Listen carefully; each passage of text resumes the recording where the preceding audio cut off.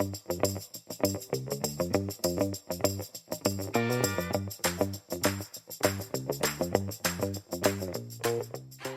listeners.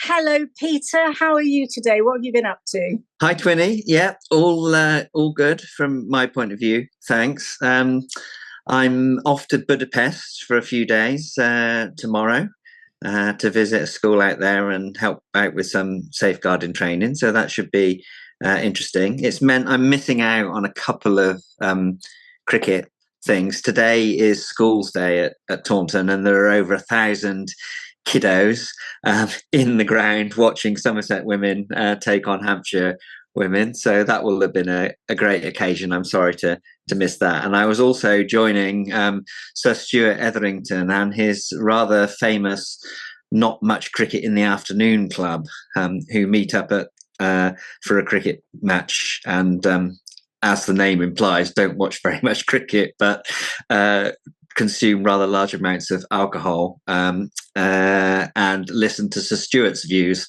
on the world. But sadly, I'm sacrificing that for the Hungarians. But there we are. That's my life in a nutshell for this week. But I know that you're boiling over with all sorts of worries and concerns and questions about immigration. And well, should we start there?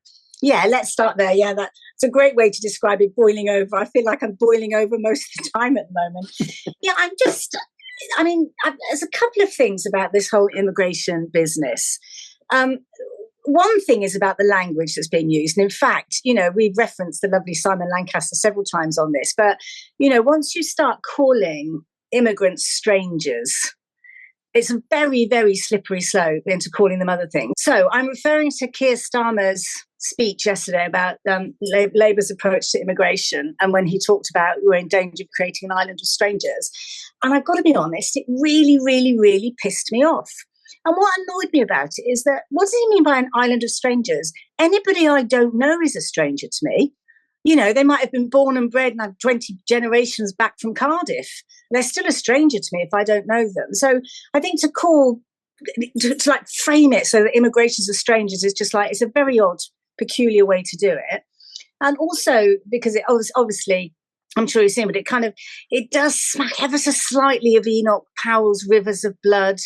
We're in danger of being strangers in our own land, all that kind of stuff. So I'm really cross about it. And I go back to saying again, who the hell is doing their comms for Labour? Because that's just absolutely the wrong message to give.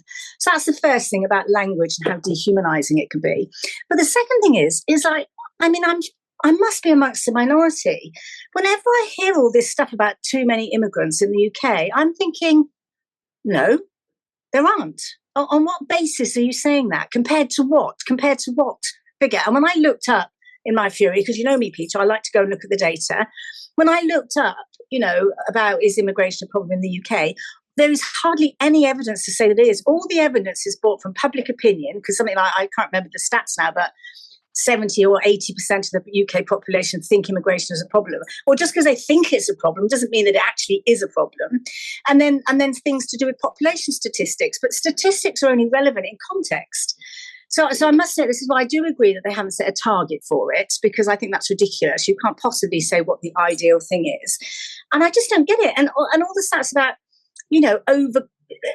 too many immigrants, that's the reason why our NHS is in a mess. No, it's not. And in fact, if anything, our NHS would be even more of a mess if we didn't have immigrants.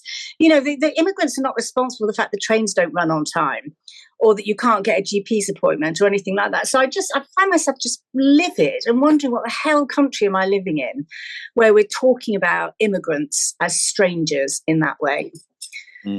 I could keep going. Well, let's start with the framing and the language. And at one level, it's very easy to agree with you, because we've talked many times on this podcast about being more kind, and tolerant and understanding one another. And the language that has been chosen here has deliberately been chosen to provoke a reaction in people like you, for sure, to make those connections with Enoch Powell and all the rest of it, and to blow up a kind of polarized fuss that will actually appeal to a lot of other people who will think at last someone is talking some common sense in relation to the emotional worries and concerns and feelings that I have as an individual, or one has as an individual, as a consequence of these tensions which we've seen for, right back to the summer last year.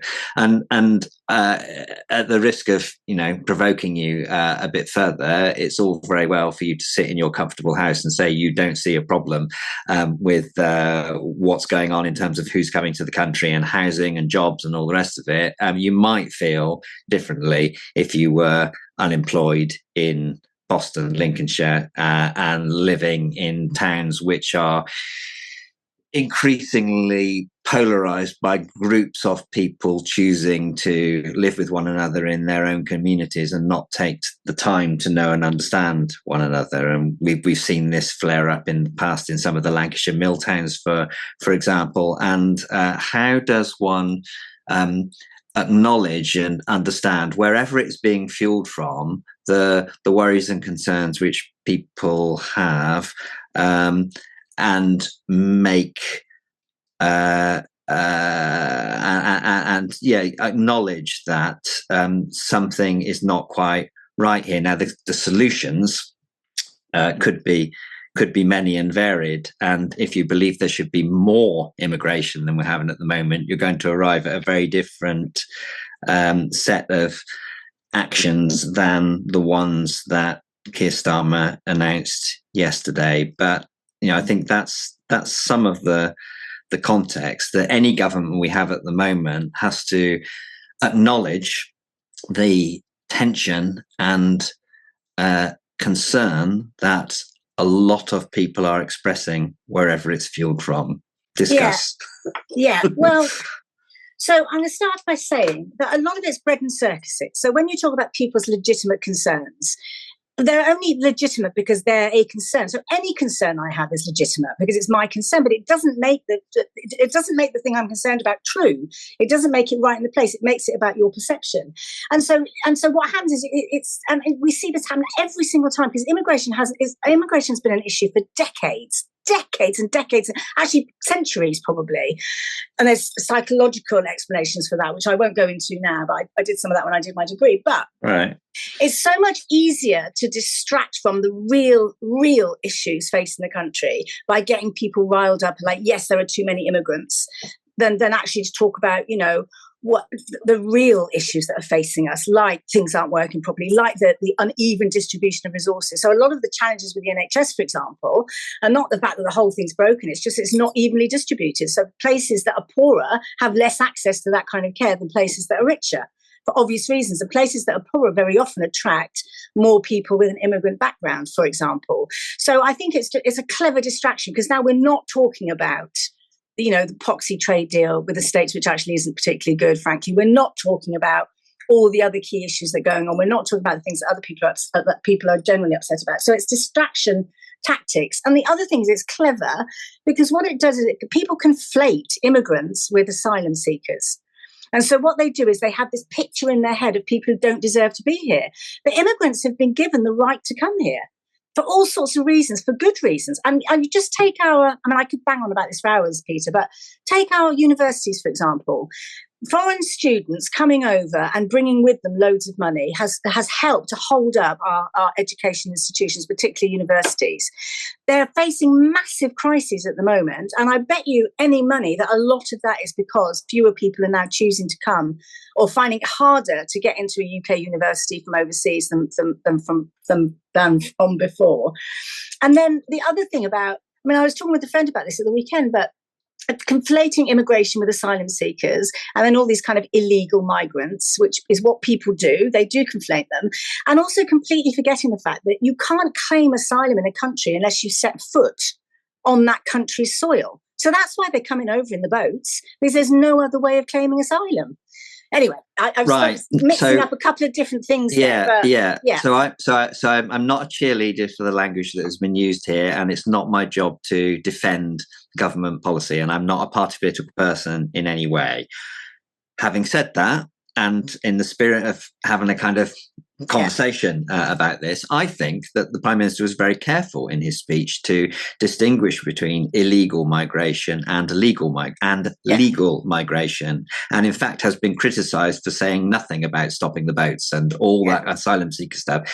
So he was focused absolutely on legal migration and was making a collection of observations and policy choices about what might be done to reduce the level of legal migration. So less, as I understood it, stopping students from coming here and studying and learning at our universities, but more having completed their studies, not hanging around forever, doing nothing or little of productive capacity to the economy. And are there stats on that, Peter? Is there evidence that says that foreign-born students stay in the UK and go on the dole? Well, the one of the proposals that he announced yesterday was that the time which they're permitted to stay should be shortened, and there should be tightening around what people who come into the country are here to contribute to. So I haven't got the figures in front of me, but I sense that that's the logic of those. But that's sorry, Peter, but that's the other thing. This is how riled I am about this. I'm not even finished. That's the other thing about it, though, is when so again, it's this talking about we want highly skilled immigrants into the UK. And again, I'm like, why? Why do we want that? Why on earth can we not have, because actually most of the immigrants in the UK are doing the work that loads of our own people don't want to do.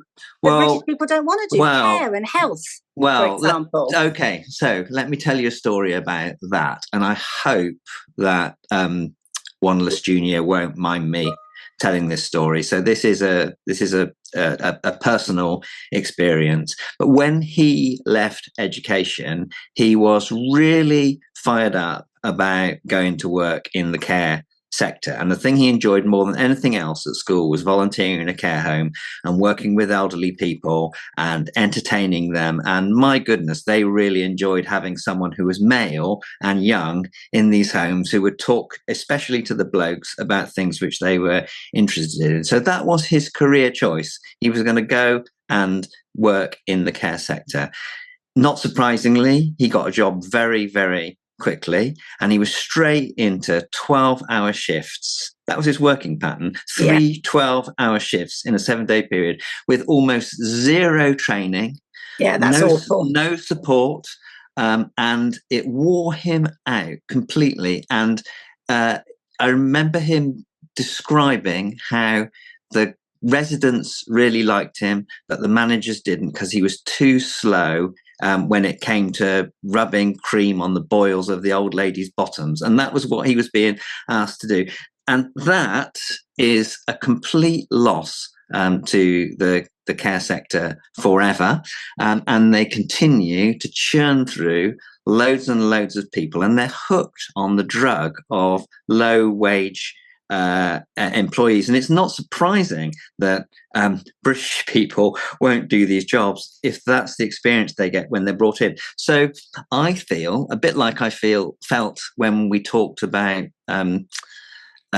changes to disability benefits a couple of weeks ago, that there is a framing around employment and skills and training that has been completely lost in this story and completely lost by successive governments over a period of time. And I say this as someone who worked in the wonderful Department of Employment until it was abolished in 1995. And employment was a key economics ministry for this country. And now nobody really, I think, sees it as their job to think in a really explicit way about how do we develop employment opportunities for many more of our young people, whether we're talking about how our education system is designed, whether we talk about what we tolerate and expect from employers, good, bad, and indifferent. And somewhere in the middle of what was announced yesterday, there is something which I sympathise with, which is we've got as an economy to get off the drug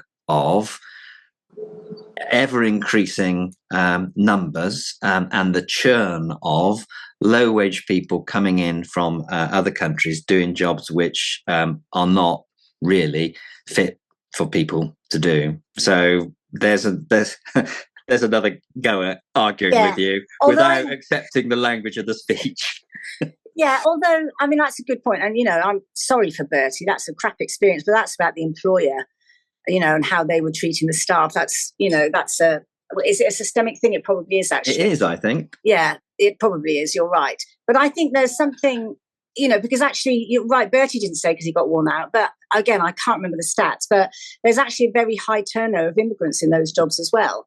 So it's not the immigrants are prepared to do those jobs for absolutely nothing for life, because they're not either. Yeah. They get broken and worn out and try and find different jobs and go and work in different places. So I don't think that's a case for, I know that's always the story, is that low paid jobs, that's what attracts the immigrants and that's what we'll go for. But I think there's probably a hell of a lot more to it, slightly more sophisticatedly looked at than that. Although, I haven't got the data, so I'm going to have to go and have a look now because I'm on my high horse about it. There will be a test of that now as a consequence of saying that they're going to ban the recruitment of care workers. So we will see in a way we haven't been able to see up to this point. But the trouble is that the unintended consequence of that is a whole load of people are going to go with inadequate care, and that's going to result not just in poor quality of life, but lives being lost, Peter. I think it's ideologies that's so much the problem in these cases, and just this notion of too many immigrants. It just doesn't. I just still can't get my head around too many in relation to what. What do we want the population of the UK to be? And which is why I do think they're right not to have set figures on it, because it's just a nonsense. But it's like, and like most of us are immigrants. There's not a single British person on this continent who didn't come from somebody who wasn't born here, even if it was 1,000 years ago. Do you know what I mean? We all migrated out of Africa, for God's sake. So it looks different in different parts of the country, doesn't it? And there's also a relationship between good planning and development too. So just bunging up a load of cheap houses and filling them with people who haven't been here very long and not creating the schools, the shops, the capacity in the doctors' surgeries and all the rest of it. No wonder people of all races are upset about that, because we're not growing the capacity to serve people at the same pace as the people are wanting and needing to take advantage of those services. And that, of course, is a lot, in my view anyway, down to, free market concept. The free markets sort these things out. And of course they don't. You have to put barriers, you have to put regulations in, you have to, what the free market does is create profits. But usually disadvantaging other people in society who are exploited. But the numbers are increasing as a consequence of people coming into the country, as well as and as a proportion, I think, more so than the birth rate is falling, isn't it? Which is fine. That's okay. Children aren't born, but immigrants come. There's room for everybody. I always think when you look at these countries like Korea, I think, and Japan, who are all saying we're not giving birth to enough babies. I'm like, well, that's all right, because there are billions of people in the world who have a place to stay, who can contribute beautifully to your sort of, but it's the other thing, the other implication about this nation of strangers, which I referred to at the very beginning, is this idea that, like, we've all got to share the same language, we've all got to share the same values, but even native English speaking people don't share the values. I have very, very different values to many of the people in my own bloody family, Peter. Never mind people I don't even know yet. So I just struggle with this concept that, and also the weird thing about language, of course, is that language emerges and evolves all the time. So what happens is you end up getting integrated. You said a thing about people choosing to live in their own communities, but if it was a bunch of white people choosing to live in their own community, we wouldn't, which they do, we wouldn't say anything about it. It's somehow, if the people choosing to live in their own communities are a different colour or a different religion, that's a bad thing to us. But if we choose to live in little groups, if we choose, for example, to stay in North Wales and just be the Welsh-speaking community, or Anglesey, where they predominantly speak Welsh, that's okay because they're white, even though they're speaking a foreign language that most of us don't understand. Do you see what I'm getting at? It's just all this stuff gets mushed in. I do. Into like basic human decency and also testing the bloody stats. Yeah, and then it does come back to the framing. So I don't think that's all right. When I talk about, tolerance and kindness and understanding and appreciating one another, my vision is not. I was just going to reference back the school I went to the other week that had 74 nationalities in it. My vision of the future is not 74 little enclaves of people all on their own, doing their own thing. We all like a sort of sense of belonging, but the celebration is in the diversity and the understanding and appreciation of one another. So here there is a sort of question about how do you grow an economy and grow a population and grow services and support in a kind of balanced fashion that allows people to appreciate one another. And that isn't happening, is it? No, it's not. But I think a lot of it is a subject which doesn't get talked about so much, is about class and wealth. So I think actually, if you look at the pockets of communities in the UK, they're not actually properly segregated just by colour or just by religion. They're often segregated by poverty or wealth or by class. So you get, so you'll find places like Weybridge, for example, which is very white and very wealthy, or even Wokingham, although Wokingham's getting more diverse now because we've got more houses. So I'm very pleased to see loads of different people wandering around. And also class. So you have, pockets of, you talk about somewhere like Bradford or Birmingham, you talk about, this community of black people, this community of Asian people, but there's also a community of white people who are refusing to engage. It's like, so that's the problem. The problem isn't that. And particularly, we do have a tendency to surround ourselves with people like us when we're feeling vulnerable or trying to protect something. So I think we need to have much, much more conversations about class and wealth rather than race and language. Yeah. And that's where the framing of the speech entrenches those attitudes rather than builds from them. But yeah, it's an uncomfortable time. For sure. Big subject. I know. And one to return to. But go on. I know there's at least one other thing which you're. Well, I don't know if you were boiling over about. Oh no, I'm not boiling over at all about. Actually, I was just very, very interested about it. So there was maybe I could boil over about it. Yeah, you can boil over about it. Maybe. Tell us what it is. So it was a report that's produced by Neighbourly that found that 80% of small charities are not using AI at all. And I think something like 70% of them haven't touched it at all, and about 20% are considering it. I just found it, I've just found it really, really interesting. And also apparently 62% of people thought it wouldn't have any impact on their charity, that it wouldn't work. And I was just, because we're, struggling, we're wrestling. It does feel like a wrestle with our AI content and how we use AI at DSC at the moment, because most of us are pretty clueless. And in fact, ironically, listeners, the producer of our podcast, the lovely José, is actually in charge of our AI project, our internal AI project working group, looking at these areas. But it just made me think about the fact that, people thought that computers would never be a computer that you had at home, for example, when they invented the printing press. It was thought very much that, most people wouldn't bother reading printed materials. And so AI is one of those things where you can be in denial about it, but it's going to come and get you. And but it's like so many times it's expressed as a criticism of charities, like, you haven't got to grips with AI. But of course, actually loads and loads and loads of charities are fully tied up just trying to stay alive and trying to serve their beneficiaries or their service users and do things like that. So, often you just literally don't have the time or the headspace to even look. And in fact, because we know that, we've got a conference coming up. And in fact, listeners, we'll put that in the the written bit of this, our AI conference, which I think is June or July, I think it is, something like that. Yeah, precisely that, because, most of us are wondering about in this sea of, I've heard of AI, I've got some idea about it. It's all terrifying. But, but actually, I won't talk, I would touch on this now, but I think it's a topic we should pick up later. This makes me think about, charities being pushed to use AI because that's what it is. And one of the reasons they don't is they're just too busy. They just haven't got the headspace to think about it. But it's also the new charity SORP consultation, which is currently out. And one of the things they've put in it is that charities should be required to report on their sustainability, as in their environmental sustainability.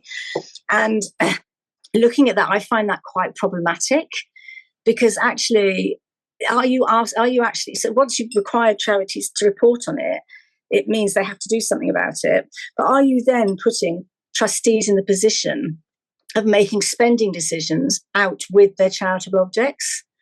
In other words, it's more important to buy the recycling bins than it is to pay for the, counsellor for that young person dealing with an addiction, for example. So I think there's something about all this stuff that's dumped on charities that aren't actually to do with our charitable purposes, and yet somehow we're expected to do all of it on the pathetic amounts of money that we've got and few resources. I guess it would depend on how that were enforced. If it were have regard to this aspect, and you have regard to it and say, I haven't got time to think about it because my bandwidth is so tiny that these are then at least you've explicitly considered it. I mean, on AI, I mean, not thinking about AI is a bit like not thinking about economics or not thinking about the financial management of your charity. It's with us. It's a huge factor in how we are going to live our lives and the context we're going to be operating in. My big worry and what I will boil over about is what is AI. And unfortunately, AI is being developed at a hugely rapid pace by some extremely rich and powerful individuals who are creating a system which massively benefits them, and with little regard for the consequences, positive or negative, of the little people. And by little people, I suppose humans. I always start with children, but you could bring the points you were making about class and race into this as well. So and that's not the only problem with it, Peter, either, because the problem with AI, so no AI or any computer system can ever be objective because it's designed and programmed by human beings. And so all the biases that human beings bring to life are built. And the part of the problem is, and I'm sure we'll get letters about this, but an awful lot of those human beings who are designing it are young men, who spent quite a bit of time in their parents' basement.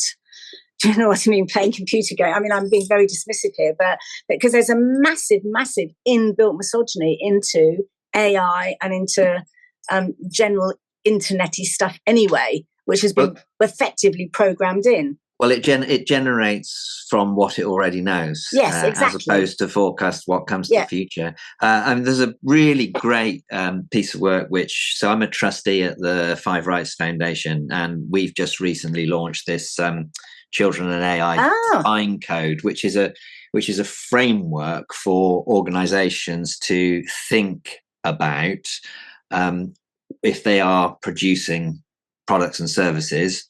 To what with an AI component, what have they done to think about the issues and considerations and impacts on children? And we had it was launched a couple of weeks ago with about 800 people from around the world. And there's a lot of kind of interest in how to make sense of all of this, but we're really sort of in the foothills. So I sort of when you say 80% of small charities or whatever haven't begun to think about it, I sort of, a bit of me feels, well, thank goodness for that, because it is currently so imperfect that if we can work at speed to design some more humane fundamentals into AI, it will be that much better for it. But at the same time, the fact that the smaller ones haven't got the bandwidth and the bigger ones are starting to think about it is yet another manifestation of this hugely unequal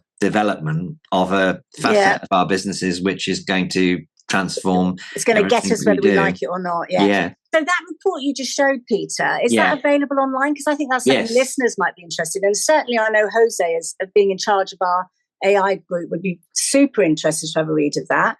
Yeah, I mean, we're very proud of it as the Five Rights Foundation, and it's a great framework or starting point. Now, it's the product of a lot of research, and at some point could be boiled down into something simpler and more digestible for a tiny charity. Okay, well, we'll but track as it a down. place to start, it's a really, it's a very good, it's very readable, and it talks about how AI has been with us actually for quite a lot longer than anyone really thinks, and just gives you some kind of questions to ask yourselves about. It sounds brilliant. So, listeners, we will put the link through to the Five Rights Foundation and to the report in the thingy. We'll find that out. But if you can't wait for that, I'm guessing if you just go to the Five Rights Foundation website, there should be a downloadable copy there. Yeah, it's very prominent there. Okay, brilliant. Is it five, F-I-V-E, or five, the number five? Five, the number. Five Rights Foundation. Five, the number, Rights Foundation. And if you go there, listen, you should be able to download, what was it called again? The Children and AI Design Code. Children and AI Design Code. Sounds great fun. Well, on that note, actually having proffered something practical to our listeners, as opposed to them just listening to me ranting and you winding me up, which apparently they like. Okay, good. I think we can finish for this week, can't we? Yeah, I think so. Very good. Enjoy the rest of the week. And you too. Enjoy Budapest, Peter. Yeah, will do. I've never been there before, so it's very exciting. Oh, very exciting. Okay. Thanks. See you next time. See you. Bye, listeners. Bye. Bye.